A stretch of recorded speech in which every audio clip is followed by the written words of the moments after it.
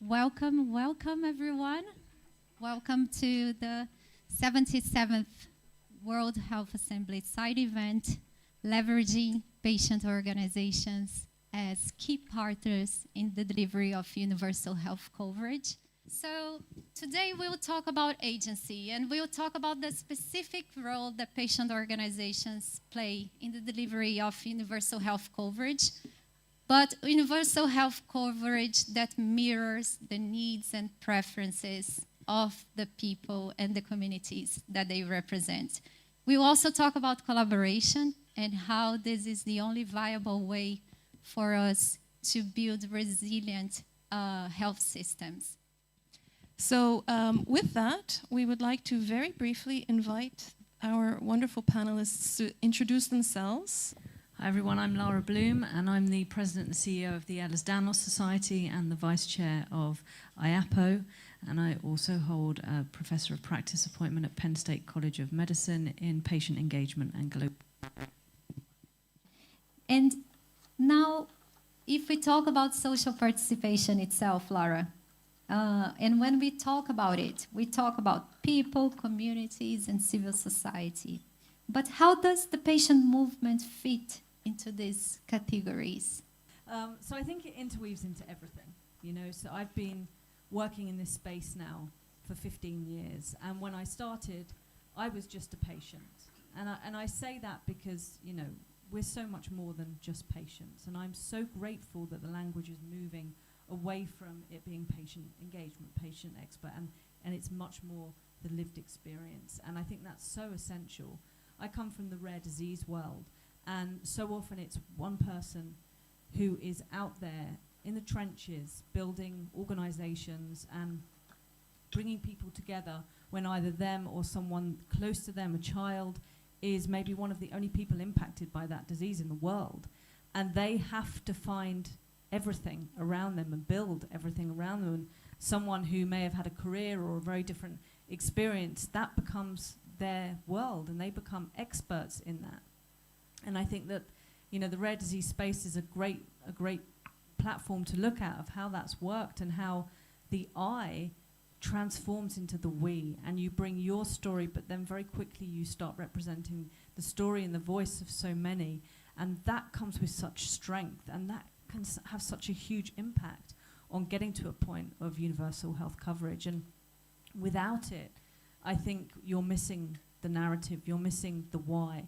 And I think of your analogy of a table and being the leadership at the table. Well, I take it back a step, and I think people with lived experience need to be part of building that table.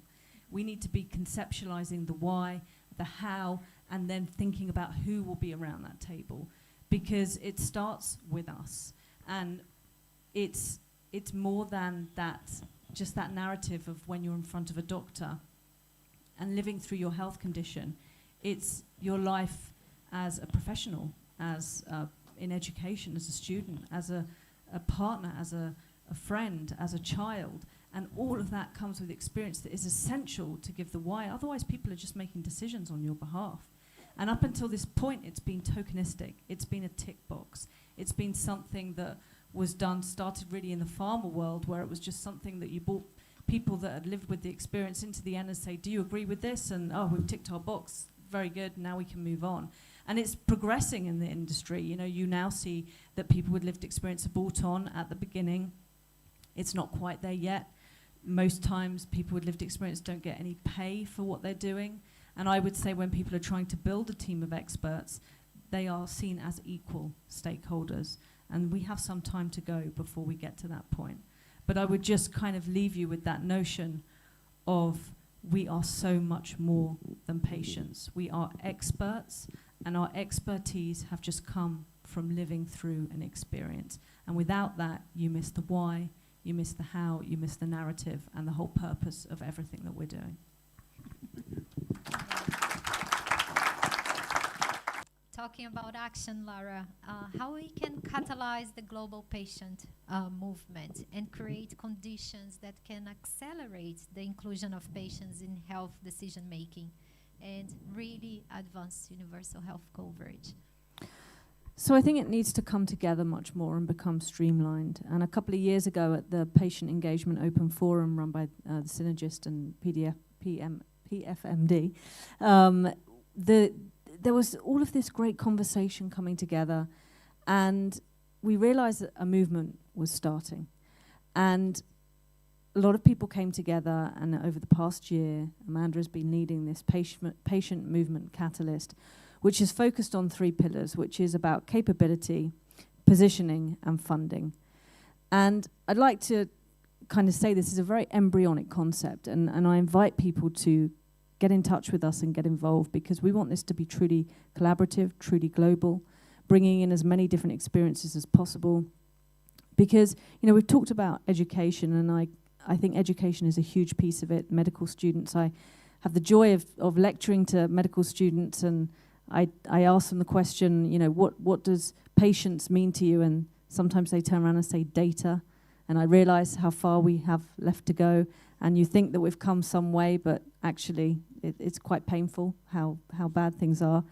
And then even more, I think, challenging is to re-educate people and actually let them know what it truly means for it to be nothing about us without us, because there are generations out there that believe they know what that is, and they have it very wrong. So education, re-education. And I think if we truly allow this movement to come together, for it to be consistent, for the terminology to be streamlined, for it to be global, for it to include everybody that is living with these conditions to be part of that, then we may actually get to a time where geography, wealth, gender and race don't determine our quality of life in the way they do now.